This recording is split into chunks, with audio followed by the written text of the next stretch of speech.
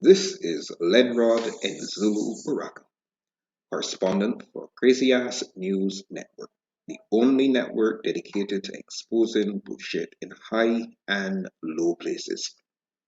In this edition, the spotlight of attention is on the Caribbean island of Barbados, where the government is bracing itself for a backlash after the High Court declared the buggery law of Barbados to be unconstitutional.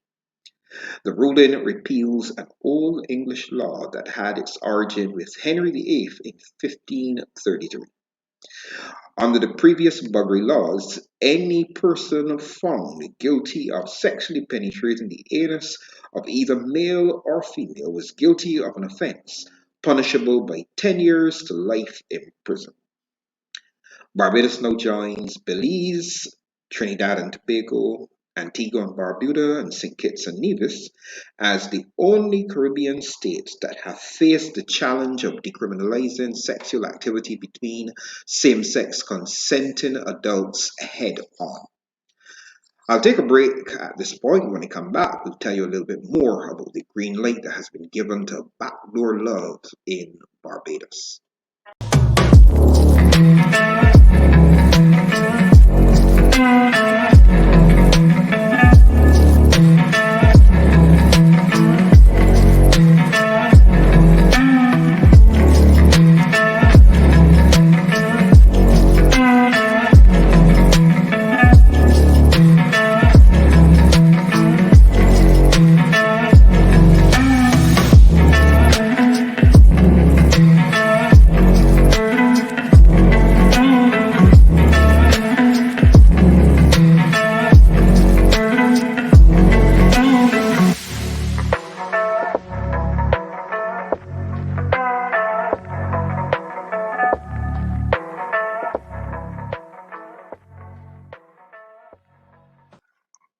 After the ruling of the High Court to repeal the antiquated buggery law of Barbados, the Attorney General, rather than coming right out and endorsing the ruling, chose instead to voice concerns about the implications of the repeal of Section 12 of the Sexual Offence Act, which deals with the protection of minors.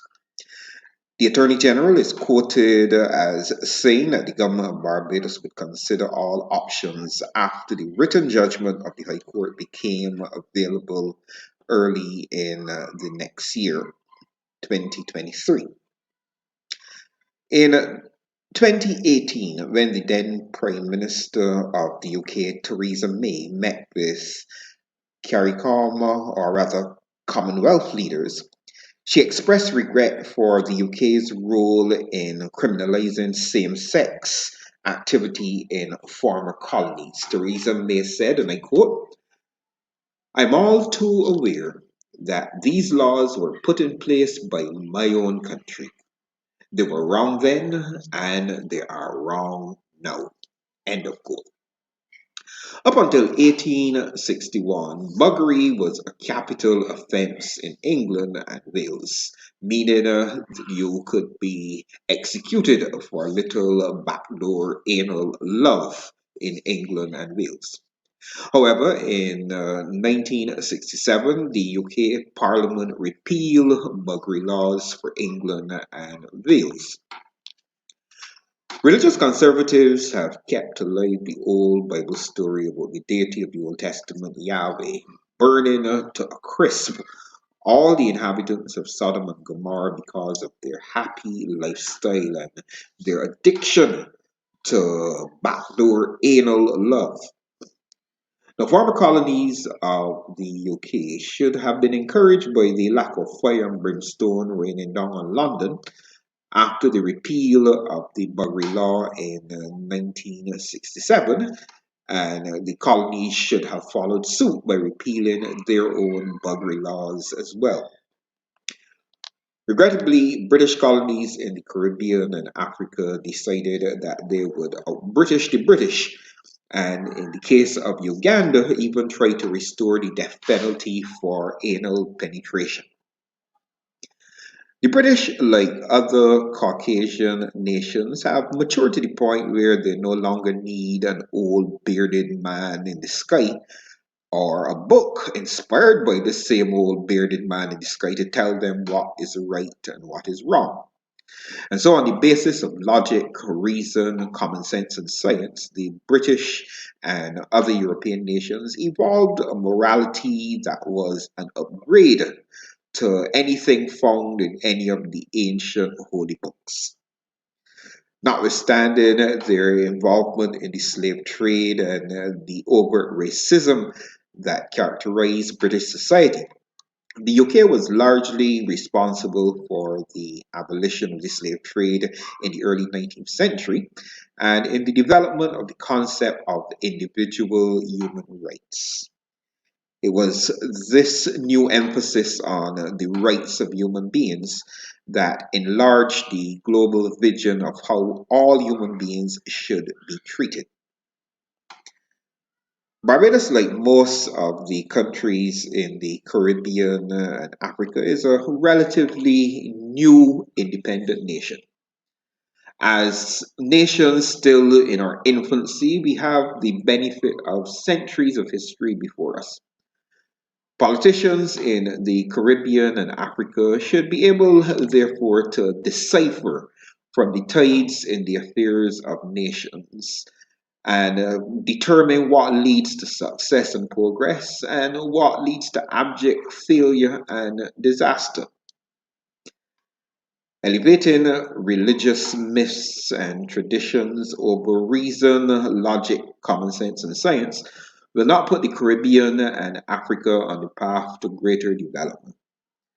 Systematic discrimination against minority groups will not advance the cause of Africa and the Caribbean either.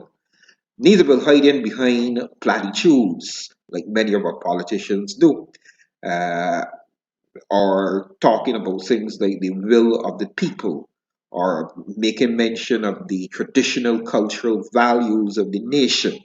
Now, these things may gain temporal applause, but in the long term, such short sightedness will only court economic disaster for Africa and the Caribbean.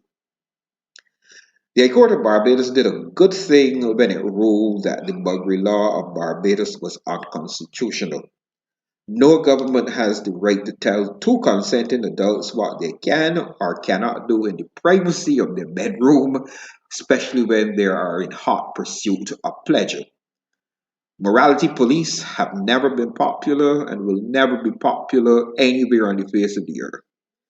Religion and religious organizations that encourage the existence of morality police also need to be looked at as possible causes of hate crimes and discrimination.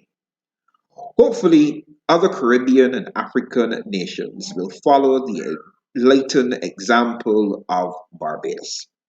I am Lenrod Nzulu Baraka, correspondent for Crazy Ass News Network, where our motto is every day is the same shit, just different assholes.